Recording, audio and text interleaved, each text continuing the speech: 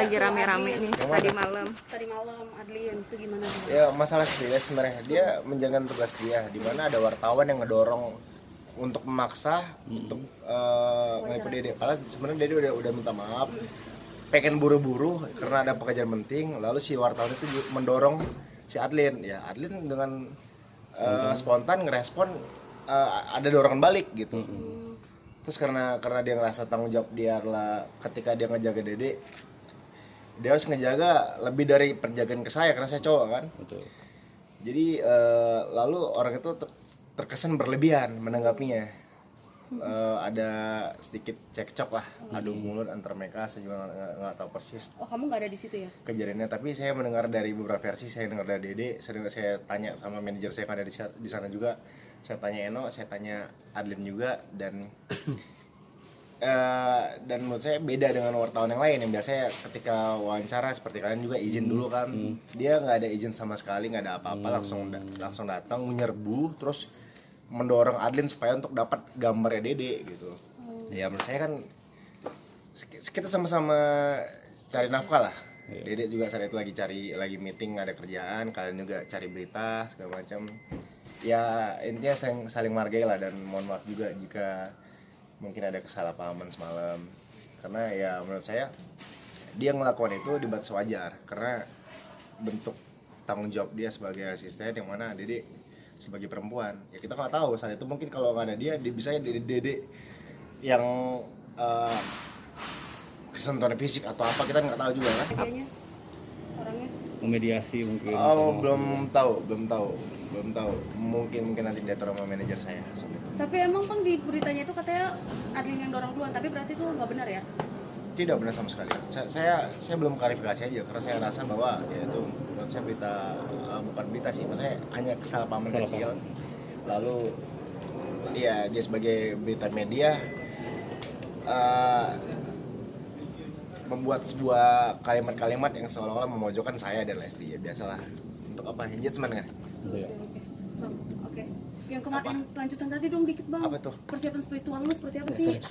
Persiapan ya pasti mental. Ya mungkin satu, kita berdoa pasti ya, berdoa kepada Yang Maha Kuasa supaya diberikan kelancaran, kemudahan. Tapi untuk hal seperti itu sih enggak, untuk hal seperti ini Pak. Paling ya saya minta saran ke Ustadz, ada Ustadz yang udah dekat sama Ustadz, dekat dengan kita, yang udah seperti ayah bagi kita, Ustadz Subki gitu. Saya minta saran-saran dari beliau lah, kiat-kiat dalam menghadapi, ya mungkin kiat-kiat menghadapi kehidupan rumah tangga nantinya, atau bagaimana menjadi seorang suami yang baik nantinya, paling hal-hal seperti itulah gitu. Tapi apa yang udah lu pelajarin guys sampai sejauh ini? Yang bisa lu tarik kesimpulannya untuk lu mempersiapkan ini sebagai suami sebentar lagi? Ya paling yang bisa saya ambil, saya belum pernah ngurusin pernikahan, tapi karena ketika saya terjun langsung untuk mengurus pernikahan ternyata ribet ya, complicated ya, termasuk rumit juga gitu. Karena dan beberapa hal kadang karena banyak pekerjaan diurus, pikiran kita ya bercabang, kadang bisa membuat tingkat sensitivitas kita tinggi gitu. Jadi kesannya agak sedikit kadang kesel, baperan, kadang hal seperti itu ada. Selama ini kan saya cuma dengar omongan orang, lo kalau ngurus pernikahan menjelang hari H nanti bakal bete, bakal kesel. Ya ternyata itu yang saya alamin gitu. Oh ternyata bener nih kata orang-orang gitu. Karena Contohnya apa sih? ya kadang kalau kita lagi pusing ngurusin ini itu Sensitif ya? iya kadang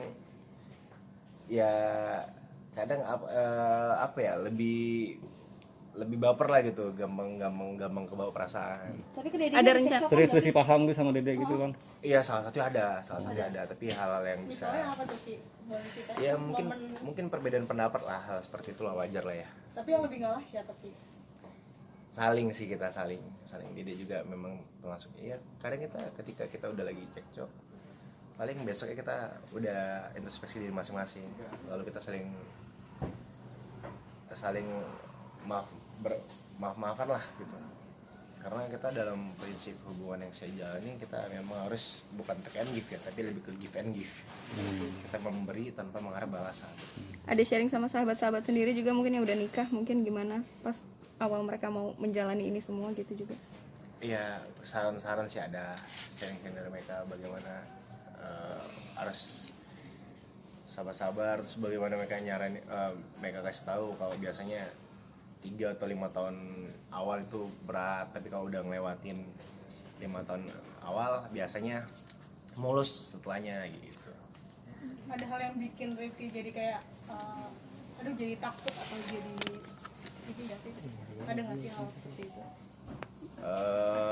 Khawatir sih ada. Ragu atau apa? Mulai saat ini? Ragu sih enggak, ragu saya berusaha ngelawan keraguan saya karena memang pastilah akan ada banyak godaan.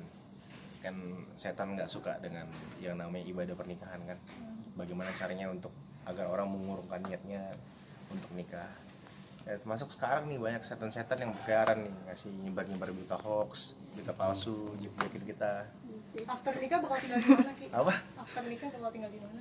Oh, after nikah ya rencana memang kita memang komitmen dari awal pengen segala sesuatunya dari nol lagi gitu ya. Kita pengen ninggalin aset-aset yang udah kita punya gitu. Kita pengen bangun dari awal, merintis dari awal lagi. Berarti asetnya dikasih ke orang tua atau gimana? Mungkin pasti ke orang tua. Oke.